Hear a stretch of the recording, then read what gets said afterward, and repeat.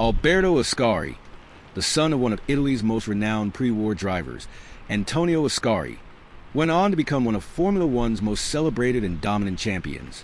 Known for his precise and methodical driving style, Alberto stood out in an era when the sport was at its most dangerous. His ability to balance speed with caution made him one of the safest drivers of his time. However, despite his reputation for caution, Ascari was deeply superstitious, taking every precaution to avoid tempting fate. Yet, in a strange and tragic twist of irony, his untimely and inexplicable death at the same age as his father, under eerily similar circumstances, remains one of the greatest unsolved mysteries in Formula One history. Born on July 13, 1918 in Milan, Italy, Alberto was only 7 years old when his father, Antonio Ascari, a reigning European champion, was killed while leading the French Grand Prix at Montpellier in 1925. Antonio's death was a devastating loss for the young Alberto, but the world of racing had already left an indelible mark on him. Surrounded by the giants of motorsport, including his father's close friend Enzo Ferrari, Alberto was inevitably drawn to the allure of racing. Despite his father's tragic fate, he embarked on a racing career, though initially on two wheels, riding for the Bianchi motorcycle team at the age of 19. Alberto's transition to four wheels came in 1940, when Ferrari offered him a drive in a Tipo 815 Spider for the Mille Miglia. His career, however, was interrupted by World War II, during which he managed the Ascari family garage and ran a transport business, supplying fuel to the Italian army in North Africa. His business partner was fellow racing driver Luigi Villoresi, with whom he formed a close, almost father-son relationship.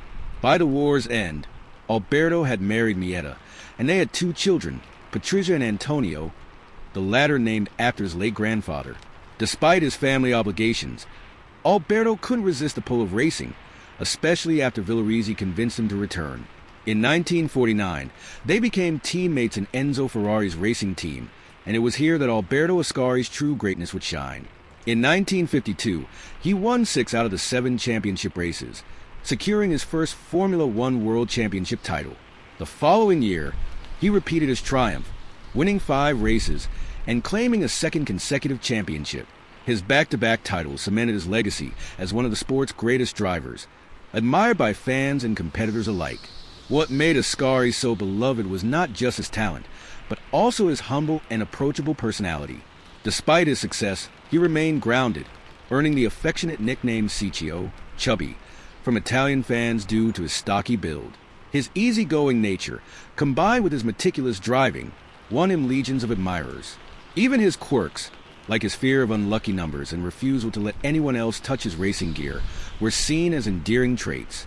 His trademark blue helmet and superstitions were symbols of a man who understood the perils of his profession, but still approached it with an unshakable charm. However, behind the smile and the superstition, there may have been a man plagued by inner turmoil. Alberto suffered from chronic insomnia and stomach ulcers, hinting at the stress he endured. Enzo Ferrari once asked him why he didn't show more affection toward his family, to which Ascari replied that he treated them the hard way, so they would suffer less if he were ever killed. This chilling statement reflected a man who understood the risks of his chosen path, even if others viewed him as the safest driver on the grid. In 1955, after 2 dominant seasons, Ascari switched to Lancia for financial reasons, but the move proved ill-fated.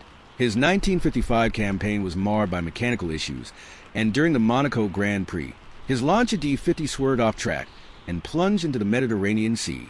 Miraculously, Ascari survived, resurfacing with only minor injuries.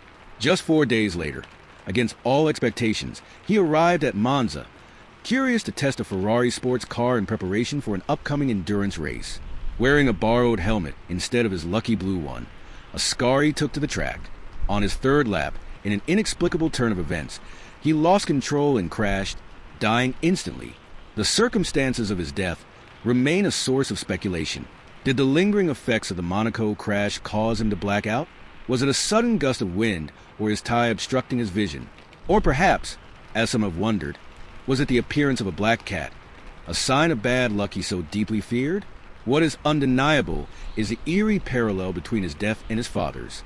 Alberto died on May 26, 1955, at the age of 36. His father, Antonio, had also been 36 when he perished on July 26, 1925. Both men had survived major accidents only days before their fatal crashes. Both died at the exits of fast but easy corners, and both left behind a wife and 2 children. These unsettling similarities have fueled speculation for decades. Alberto Ascari's death left Italy in mourning.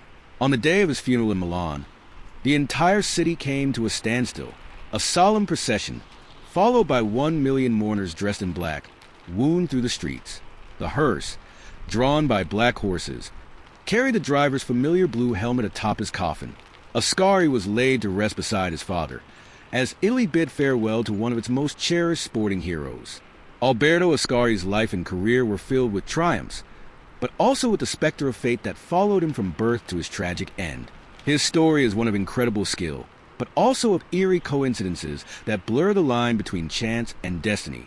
To this day, Ascari remains a figure of both admiration and mystery, a driver whose legacy extends beyond the racetrack, immortalized in the hearts of fans and etched in the annals of Formula One history.